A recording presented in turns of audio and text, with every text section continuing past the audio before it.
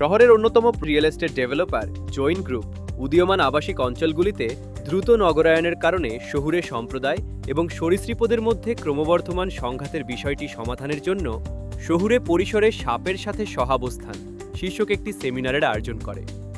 এই উদ্যোগটি সচেতনতামূলক সহাবস্থানকে উৎসাহিত করতে, দায়িত্বশীল নগর জীবনকে উৎসাহিত করতে এবং দ্রুত উন্নয়নশীল শহরগুলিতে মানুষ ও সরীসৃপের সম্পর্ক সম্পর্কে গভীর বোঝাপড়া তৈরি করার জন্য পরিকল্পিত হয়েছিল।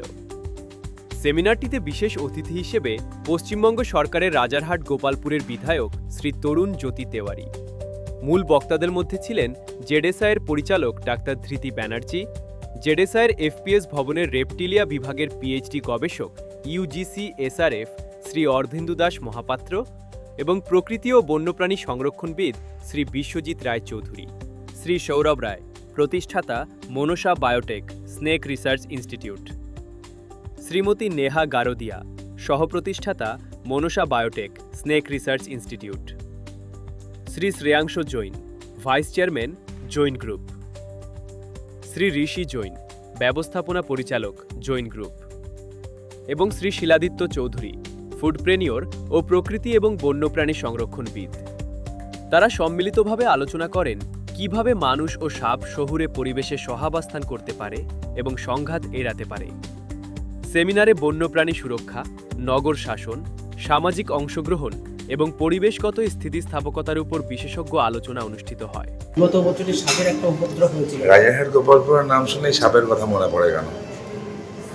যে সাপগুলো তৃণমূল করতো সেগুলো আর নেই, যেগুলো ওয়াইল্ড লাইফের মধ্যে পড়ে সেগুলো সুরভিতে। পৃথিবীটা শুধু মানুষের নয়, পৃথিবীর মালিক শুধুমাত্র মানুষ নয়। এই ছোট্ট জিনিসটা আমরা যত তাড়াতাড়ি বুঝতে পারবো তত ভালো। আমরা অন্যের জায়গা দখল করব, অন্যের জায়গা খেয়ে নেব, তারপর বলবো তারা আমাদের জায়গায় কেন আসছে না। এই জায়গাগুলো ছিল ওয়েটল্যান্ড, যে ওয়েটল্যান্ডের উপর বিল্ডিং দাঁড়িয়েছে। কোনো একটা বিল্ডিং নিয়ে রিসেন্টলি বলা হলো ওখানে থাকার জন্য নাকি যোগ্যতা লাগে। সেই যোগ্যতাওয়ালা বিল্ডিংটা ওয়েটল্যান্ডের ওপর দাঁড়িয়ে আছে। আরও সহজ হবে কিছু বলার? আমি জানতে চাই, বলুন যাবে তো যাবে কোথায়? প্র্যাকটিক্যাল আমরা এনভায়রনমেন্ট প্রোটেক্ট করবো, সাস্টেনেবল ডেভেলপমেন্টের কথা বলবো, অন্যদিকে সব কিছু শেষ করবো, তো হতে পারে না। সচেতন করার জন্য একটা কিউআর কোডের ব্যবহার করা হয়েছে। একটা কিউআর কোডের লঞ্চ করেছে, আমি গ্রেটফুল টু দেম। কোন সাপ কামড়াচ্ছে, সাপের নেচার কি, আদৌ ভেনামাস কিনা এরা বুঝতে পারবে। আর এনিওয়েজ হিউম্যানের থেকে বেশি ভেনামাস তো কিছু হয় না, তো সাপ একটা ক্ষতি করে না। মানুষ যদি একটু ভালো থাকে তাহলে অসুবিধা হবে না।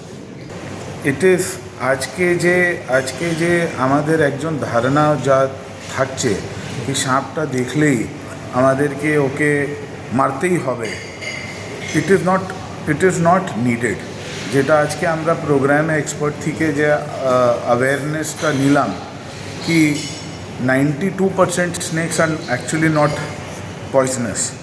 আর একটা আমাদের নেচারে একটা ব্যালেন্স করার জন্যে একটা স্নেকে অনেক ভূমিকাও থাকে।